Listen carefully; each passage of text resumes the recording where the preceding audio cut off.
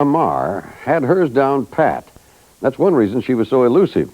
Another reason is that being a woman, she just didn't arouse much suspicion. The latest statistics have women accounting for only 8% of those arrested for burglary. But as you'll see in Lynn Scherr's report, Judy Amare got more than her share of the goods. Go ahead. Charlie, Juliet, 4-6 Victor. This is a story of pursuit. A story of obsession. A story of cops and robbers. Ron Tomasi is the cop, a decorated detective in Palm Beach County, Florida, who dreamed of being a policeman since he was a kid. Judy Amare is the robber, a brash bandit who dreamed as a girl of being rich and famous, of being a movie star like Elizabeth Taylor. She never made it to Hollywood, but because of Detective Tomasi, she did star in a movie of sorts.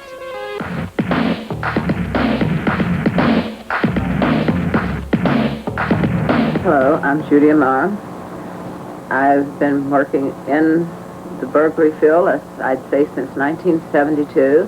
How I got started is really by pure accident. But by the time she'd finished, there was no mistaking the result.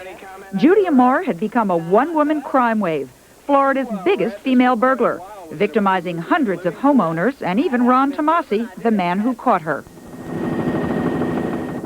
Palm Beach County, Florida, one of the nation's richest and most luxurious stretches of real estate. That's what brought Judy Amare here. She wanted to share in the wealth, and she did it by breaking into homes. I had a compulsion. It was like a sickness to me to do this. I enjoyed it. I loved it. When I would sleep at night, it was nothing but thinking about who I was going to rob the next day. How often would you go out and rob homes? Nearly every day. Nearly every day. Yes. Judy Amare's taste for the good life did not come naturally. She was born poor in rural Arkansas and only saw her way out by joining a girlfriend who'd moved to Washington, D.C. But after a brief stint there as a key punch operator for the Securities and Exchange Commission, she got bored and turned to prostitution. Eventually, she moved here to Florida, where she continued her career as a call girl. I never did particularly like doing that, but it was better than going into the bar, and it was much nicer than working the streets. But I met a lot of nice men.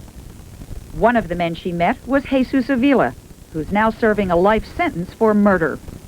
Amare says he took her along when he robbed homes. Eventually, she started going out on her own. It's sort of like an Alice in Wonderland. You walk in here and it's exciting. The people could be coming home at any time. It's like a game show when you have so much time to get the money. To get the money, Amare drove up the coast from her home in Miami to Palm Beach County and its well-heeled section called Boca del Mar. Often, she would pre-select her targets by studying the real estate sections of newspapers. She showed us what she learned. This one has perfect coverage. If that's the door right there, I could go into that and hit it with no problem. See, you don't see the doors here. Covered perfectly. I could have a ball doing these. And I love gray houses. I don't know what it is. I make a lot of money with them. Gray houses. Gray. They're painted gray. I've always made a lot of money. Here's how the woman known as the Bandit of Boca del Mar committed most of her crimes. In broad daylight, driving a rented luxury car, she would look for one of those gray or other colored houses to break into. Sometimes she wore disguises of a nun or a nurse, but mostly she dressed fashionably to blend in with the neighborhood. She had pockets to carry the loot, and she wore sneakers so she could make a quick getaway. Judy would walk right up to the front door and ring the doorbell. If anyone answered, she'd ask for, say, Mr. Ross, someone she knew didn't live there, and then she'd apologize for the disturbance and move on to another house. If no one answered, Judy would let herself in. How did you get in? With a screwdriver. You put it in between the locks and you break the door, or either you prop the balcony doors, and many times people have been nice enough to forgot to lock the doors, and I've just walked in like that. I headed straight for the bedroom to look for the jewelry. After I got the jewelry, I would come back to the living room and look around for statues and things like that. You weren't scared at all that you were going to get caught? Never. Part of her cockiness may have been due to Judy's growing cocaine use. She says much of what she stole was traded for coke or sold to buy some. But she was also emboldened by her experience, easily walking out of homes with the valuables in a pillowcase even when neighbors were around. People did not pay attention. Crime Watch is just what it says it is. Crime Watch. They watch you do the crime, and if anything's too heavy, they come and help you carry it. That's not what Nancy Alexander did. It would be the beginning of the end of Amare's career. Alexander saw an unfamiliar Lincoln Continental in her driveway. She got suspicious and headed towards her backyard. As I got to the gate, I could see somebody behind the door. And when I opened it, there was this woman. And I saw her coming, so I turned around and went to the other side. Well, there was no exit. And she had my pillowcase off my bed over her shoulder. And this tiny little woman decides to jump on me. Well, my burglar kit weighs 10 pounds, and I guess I had 10 to 20 pounds of her merchandise. I wasn't putting down anything.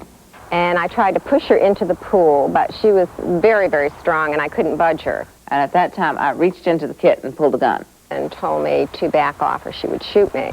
And of course, at that point, I did. But as Amare was making her escape, Alexander snuck around to the front of the house, got the license plate number of the getaway car, and called police.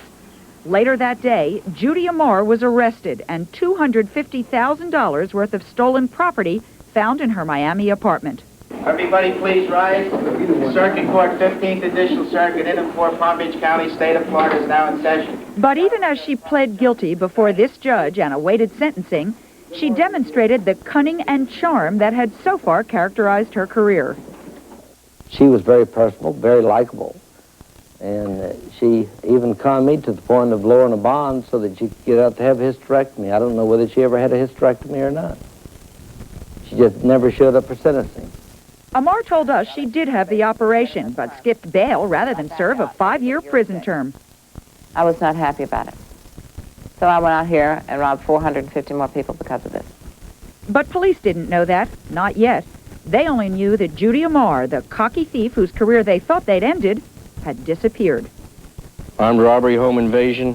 Subjects gain entry forcibly by prying open the screen of the window.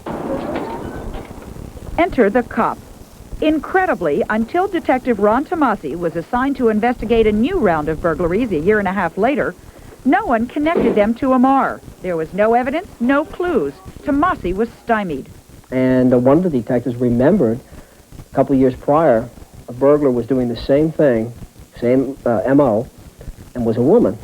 And he sat there for a few minutes, and then he said to me, I think her name was Judy, something to that effect. Then he said, I can't remember very much else. Tomasi began a computer search, entering Judy with assorted last names. When he tried Judy with the last name Love, picked completely at random, he found that Judy Love was an alias for Judy Amare. It lit up just like a slot machine in Las Vegas. It was just unbelievable what we found. Tomasi was convinced Judy Amare was the burglar he was after. Now he had to find her. This is Detective Ron Tomasi from the Palm Beach County Sheriff's Office. I'm investigating a burglary of your residence under the... He spent his days tracking down leads. If you have ever posted bail for a Judy Amare, At night, at home, he was back on the case, working out of a converted closet. And for countless hours, he took to the streets, driving around neighborhoods she'd hit. Tomasi became obsessed with the case, and finding Judy Amare became his driving ambition. Basic survival in the police academy is don't get emotionally attached to any case. Don't do it. But after a while, it just did. It just got inside of me, and it bothered me that here's a woman who I've been looking for. She's that good that I can't catch her, yet she's destroying these people's lives. That's what really drove Tomasi, the way Amare's victims were suffering. Sally Levitt says she was robbed of $40,000 worth of goods, including her wedding band. She took everything. She took every single thing that I had. And every time you remember something else that has been taken, that bitter feeling comes back and your anger comes back at that woman. The anger even reached into Tomasi's family. His wife, Cindy, says she threatened to leave him. And all of a sudden, a stranger came into our house, and Ronnie was more involved with that person than he was with us. How involved? Listen to Tomasi's 5-year-old son, Patrick, when we asked him to identify that stranger in the picture. Judy Moore. Judy Moore. The case got so stressful, Tomasi, 35, suffered a mild heart attack. Orange Charlie 3, 1065. Still, the hunt for the elusive Amare continued. Police were frustrated and angry. They had her picture, her name, and her style down pat. But she continued to rob houses almost under their noses by working fast and wearing wigs to confuse them. Here's an example of her ability to slip away. In the midst of robbing this house, she looked out the window and realized police had identified her rental car parked across the street. Undaunted, she picked up the keys from inside the house and stole their Mercedes from the garage. So, with the police still staking out her car, she coolly drove right by them in the Mercedes.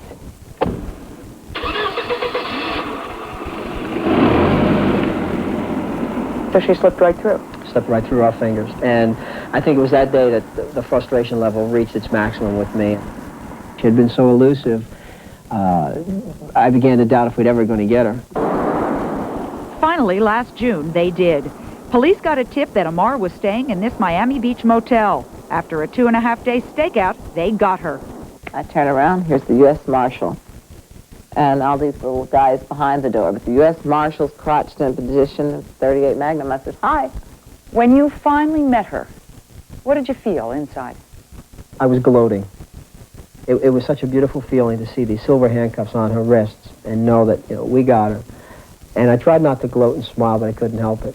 Everybody please rise. This time, Judy did not get away. Appearing before the same judge she'd conned 3 years earlier, she pled guilty to 33 charges and was sentenced to 9 years in prison. As part of her plea bargain arrangement, she agreed to make this training film for police. Was there any particular lock that gave you more problems than another, or? There's not a lock at all that gives me a problem. And the locks are no problem with anyone. It's the doors, the metal frame or a metal door. And what can we as police officers do to make the job of a burglar more difficult? Hopefully you'll never get one as determined as I am again. In all, Amare claims to have robbed more than 500 homes, stealing property valued at between $3 and $6 million. Police have recovered only a fraction of that, but Judy says there's nothing left. She still likes to tell her story, however, and is negotiating for a movie version of her exploits. But the attorney who prosecuted Amare doesn't want her turned into a folk hero. There's a danger I still feel in glamorizing her. She wasn't some kind of a Robin Hood stealing from the rich and giving to the poor. She was just another druggie trying to support her habit and maybe live on a better lifestyle to boot. Judy Amare will be living in jail for at least the next 6 years, paying for her career as a burglar. Ron Tomasi, the cop who spent every day of 16 months hunting her, has transferred to a less pressured post, but says he'll never escape from Judy Amare. Still, he has no regrets. Had I known what this investigation was going to take from me, both within my family and my health, I still would have done it. This was a crook who needed to come to justice. But Judy Amare may never fully pay for what she did to Tomasi and all her other victims. While she's in prison, so in a way are some of them. Sally Levitt has put steel bars on her windows. It's always on your mind when you leave your home. What's going to happen when you get back? Are you going to find it intact, or did somebody else break in? And that's the feeling that stays with you all the time. It's like living in a cell. You're afraid all the time. Now that lady has bars on her windows, but what about burglar alarms? Were these people